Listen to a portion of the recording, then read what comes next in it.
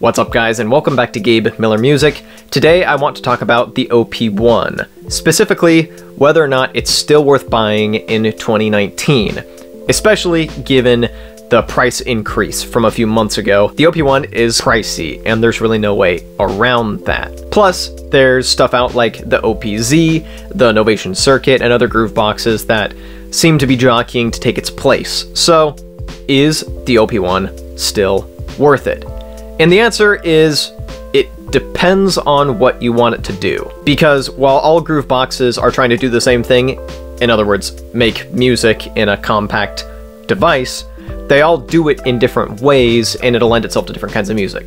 So, first of all, let me talk about what makes the OP-1 unique among all the other stuff that I've either seen or tried. First off, the tape machine. And this is the thing that sets it completely apart from its peers, because it very much changes the way that you work. So most groove boxes, and for that matter, DAWs, when you're working with virtual instruments and synths and drum machines and such, you'll have sequences of MIDI notes that will feed into a synth engine, and then you can tweak stuff after that. Tweak MIDI notes, placement, timing, all that kind of stuff, and synth parameters after the fact. And unless you bounce it down to audio, you can always change it. So that's the workflow that those of us who use DAWs day in, day out, and those of us who use stuff like the Novation Circuit have gotten very used to. Sequenced synths that then you can tweak everything about. The OP-1 works very differently. When I called it a tape machine, I mean it works like a tape machine. It's got 4 tracks that you can record into. So basically, this in this little box is as if you had a physical synthesizer running into like an audio interface running into a tape machine. You record it, and that's what you get. And you can do overdubs on top of that as much as you want, but then you can't tweak the volumes between them unless they're actually on different tracks. So there are a couple of benefits and a couple of drawbacks to this. The benefits are that it is a useful limitation that forces you to work in a bit of a different way than you may be used to, and it's not limiting in the fact that you can actually take those 4 tracks that you've recorded, export them to a computer, bring them into your DAW, and then work with them from there. So when you're trying to make full tracks, that's very nice, because you can then chop it up, move stuff around, tweak the mix as much as you want, whereas something like the Novation Circuit, you just have to record the stereo output, and what you hear is what you get. It also is, of course, limiting because it forces you to commit. You have to commit to a take, you have to commit to the sound of that synth or drum machine, and you have to commit if you're doing any overdubs. You can't just undo it, which can be a little intimidating and kind of frustrating depending on what you're trying to do. So if I'm going to go somewhere for a little beat making session, whether or not I pick up the OP-1 or the Novation Circuit and put it in my backpack and take it with me depends on what I'm feeling like doing, what kind of workflow I'm after. So the tape machine really does make a big difference in terms of both the results and the process. If this is any indicator of how the workflow kind of differs, I've made a lot more songs with the Novation Circuit, but I've made my most polished DAW-less songs on the OP-1 because I can actually bring them into the DAW and do proper arrangement and mixing and automation and all that kind of stuff. So that covers the tape machine. That's very different from anything else out there. As far as I know, you can't export individual tracks on the OP-Z, and it's built a lot more like the Circuit or a pocket operator in that it has a proper MIDI sequencer. So whether or not you want the tape machine depends entirely on what kind of music you're trying to make and what kind of workflow you prefer. Like I said, for me, it depends on my mood, what I feel like working on, whether or not I go for the tape machine workflow or the MIDI sequencer workflow. And another thing to bear in mind, another advantage of this is that since this has a line in, I could grab another synth, say something like the vocal keys, which I have sitting around somewhere over there, plug it directly in, and then record parts directly into the OP-1 as part of making a song. Once again, completely on the go, completely portable. Wherever I want to set up my little mini studio, I can do that. I can have a little recording session that fits in a backpack. And that is also very powerful, but it's something I don't use a ton, so take that for what you will. Another key difference between the OP-1 and its competitors, including the OP-Z, is its sound design capabilities. And there are a couple facets to this. The first facet is whether or not you can do sound design directly on the device or not. For the Novation Circuit, you can't. You have to connect it to a computer. For the OP-Z, you can, but the synth engines it gives you are more limited. And to make it as intuitive as possible, you have to connect it to an iOS device. This has some pretty powerful synth engines built directly into it. So as a sound design tool, I found myself going to the OP-1 quite a bit, both for some live looping jams that will be popping up on this channel in the future, and for just general idea generation.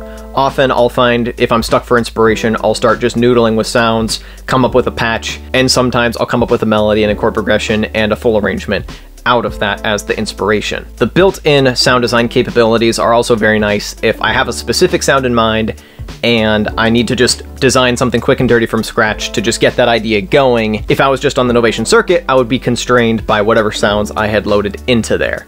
So the flexibility of this is quite nice. However, here's the other thing about the sound design that makes it unique that is a blessing and a curse. Its sound design is really weird. So none of the synth engines in here function exactly the way that normal synth engines that most of us are used to do. It's got a lot of the standard stuff that you would see in synth engines. For instance, it's got, controlling your envelopes, putting something in unison, mono, legato, poly, etc.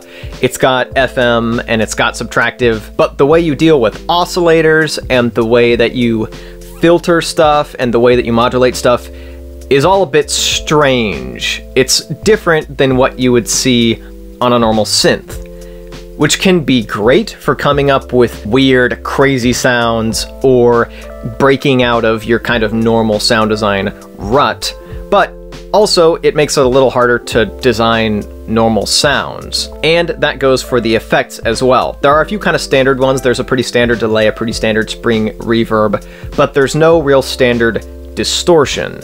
There's weird stuff that does some distortion-y things, but it's different. And then there's stuff like the cow, which everyone loves, that is this crazy filtery, modulaty, phasery thing that can serve to take any sound into just complete ridiculousness, which is great, but once again, it's very different from what you would see on a normal synth. So hopefully that makes sense. Hopefully you would see why that's both a blessing and a curse. Depends on what you're trying to do. It's good for coming up with weird and unique sounds, but it can be a little frustrating to work with if you are accustomed to working with more standard synths with more standard layouts. At this point, it's a bit of a cliche to call the OP-1 quirky, but there's a good reason for that. It truly is quirky. The final two things that set the OP-1 apart from other groove boxes are the keyboard and the screen. So starting off with the keyboard is not velocity sensitive compared to something like the Novation Circuit, which is, so that's something to consider. But what it does have going for it is that it is a properly kind of standard layout little MIDI keyboard, which is very nice, and it's very pleasant to do songwriting on and playing chords and melodies on. The Novation Circuit has the next best thing, which are pads. So you can map those to a bunch of different scales or just your standard diatonic 12-tone scale, which is very nice. But playing chords and melodies on it is not quite the same as playing them on a normally shaped keyboard. But it's pretty close, and so for some people it's definitely not going to be a deal breaker. The OP-Z has little buttons, and I could definitely see myself getting used to them, and a lot of people have. However, that is something to keep in mind. The other thing is, of course, the screen.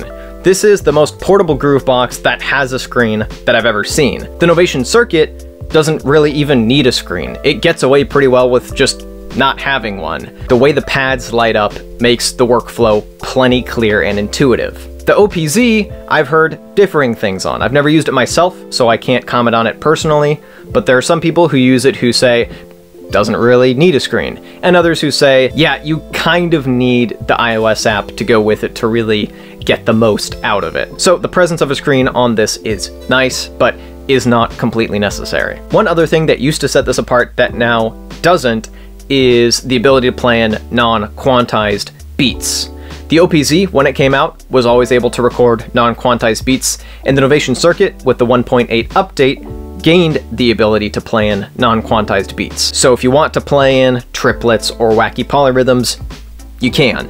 So that really isn't a deal breaker for me anymore. So far I've outlined all the differences between the OP-1 that might either make you more likely to buy it or less likely to buy it.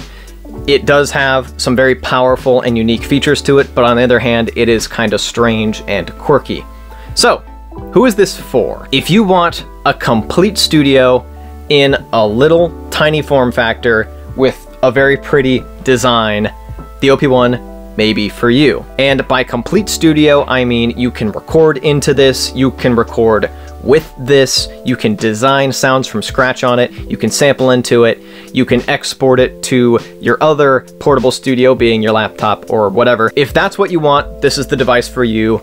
The steep price tag will probably be worth it. Or if you just want something that's portable and has a completely different workflow from anything on the market right now, once again, this may be worth it.